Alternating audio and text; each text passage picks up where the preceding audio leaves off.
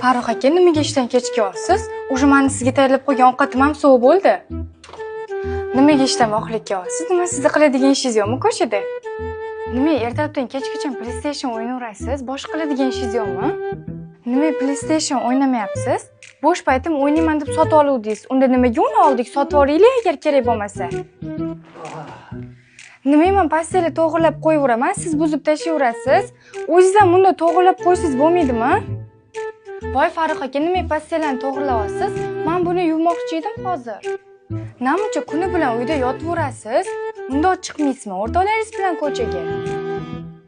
Ha, yarim kechasi qayerga ketasiz? Yana o'sha betayin o'rtoqlaringiz bilanmi? Ha, ovqatim yoqmadimi? Nima unaqa kam yedingiz? Oxirgi payt juda ham ko'p ovqat yeyapsiz. Undan ko'ra shug'ullansangiz bo'larmidi? Hammani eri podarka beradi ayolga. Siz menga umuman hech narsa bermaysiz. Namuncha qimmat podarka oldingiz? Pulingiz ko'payib qoldimi? Nima u yoqdan bu yoqqa yuribsiz? Bitta joyda o'tirsangiz bo'lmaydimi?